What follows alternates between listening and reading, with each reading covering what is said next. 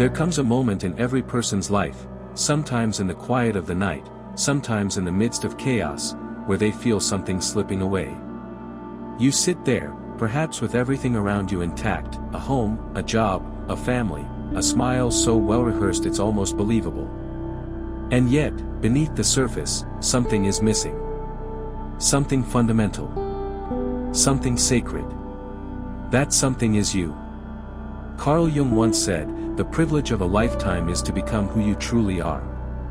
But what he didn't tell you was that this privilege comes at a cost. A painful cost.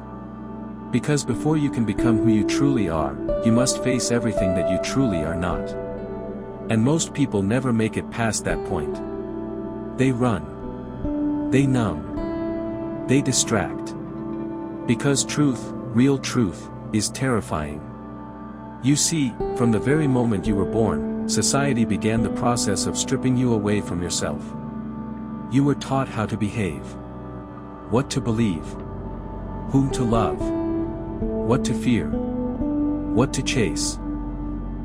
And you obeyed.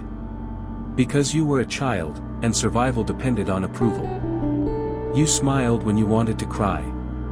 You sat still when your soul wanted to scream.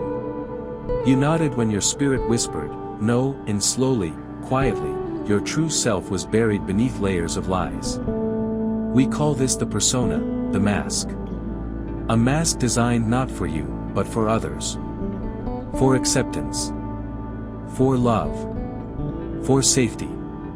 Jung described it as the compromise between the individual and society, a necessary evil. But when you confuse the mask for your face, when you forget that beneath the performance lies a deeper truth, you begin to decay from the inside out. And that's where most people are. Empty. Not because life failed them, but because they abandoned their authenticity. They traded it for validation, for comfort, for belonging. And now they wonder why every achievement feels hollow. Why love feels conditional. Why they can't look in the mirror without a flicker of sadness. But the soul never forgets. It waits. Patiently. Sometimes for decades. Until the day the pain of being false becomes greater than the fear of being real. That day, though often disguised as depression, anxiety, or despair, is sacred. It is the day your soul begins to scream through the silence, "Come home to me." But coming home is not easy. It is not beautiful. It is not a sunrise or a song or a spiritual high. It is a descent. A violent unraveling. Jung called this the individuation process, the journey of integrating all the fragmented parts of the self, the good, the bad, the hidden, the exiled. It means facing your shadow, the parts you were taught to hate, suppress, deny. You will have to meet the rage you swallowed as a child. The tears you weren't allowed to cry. The needs you were shamed for having. The loneliness you masked with performance. You will have to confront every part of yourself that was rejected, not just by others, but by you. You will grieve. Not just for what happened to you, but for all the years you betrayed yourself to fit in. You will mourn the person you were never allowed to be. And it will hurt. God, it will hurt. You'll realize that the people you once idolized were often the ones who silenced your truth. You'll understand that the places you thought were safe were where your soul first learned to hide. You'll see how many of your dreams were never yours to begin with, they were inherited expectations, born from fear, not freedom. And in that pain, something extraordinary happens. You stop running. You stop pretending. You stop apologizing for existing.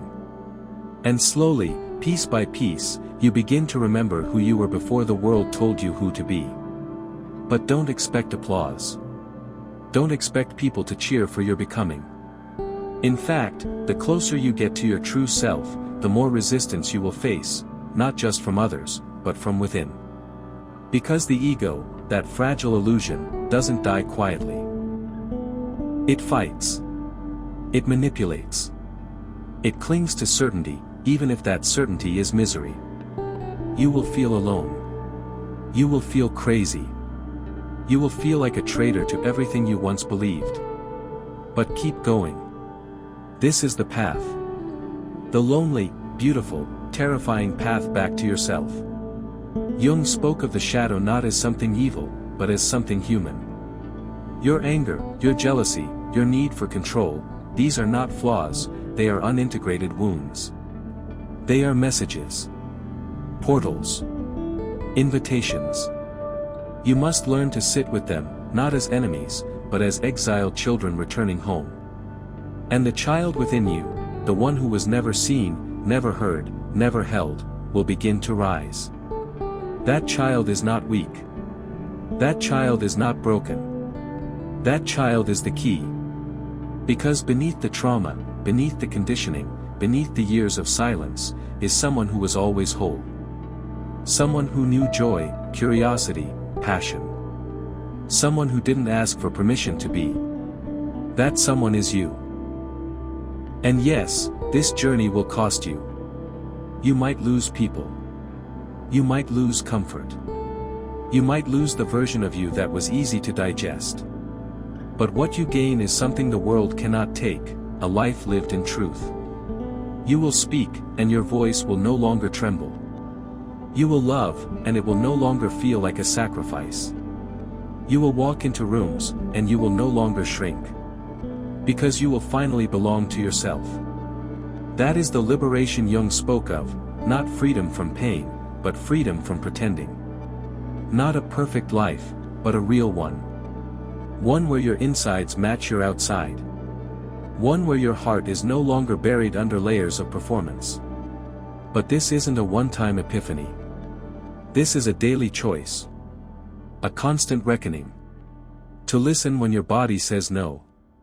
To walk away when your soul feels crushed. To be honest, even when it costs you approval. To stand alone, if it means standing in truth. The world will tempt you to go back. To be palatable. To be polite. To be agreeable. But don't you dare shrink again. You didn't crawl through hell just to be liked. You came here to be whole. And wholeness is not perfection. Wholeness is truth. It's rage and tenderness. It's grief and grace. It's being able to say, this is who I am, and not flinch when the room goes silent. Jung believed that the soul longs not for happiness, but for meaning. And meaning is born in the depths. In the nights where nothing makes sense. In the tears you cry when no one is watching. In the courage to sit with your suffering until it teaches you something sacred. You are not lost. You are being called.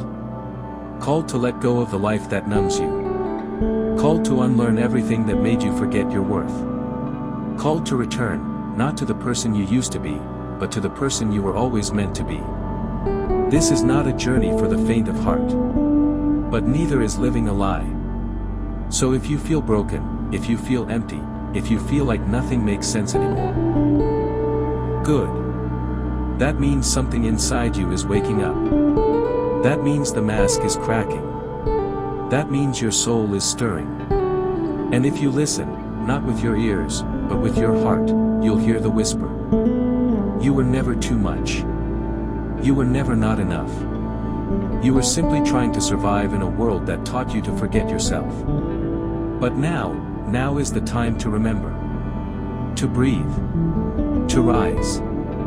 To reclaim every part of you that was buried by fear. This is the painful miracle of becoming. Not finding something new. But finding your way back to what was always true. Yourself. Raw. Real. Unapologetic. And finally, free.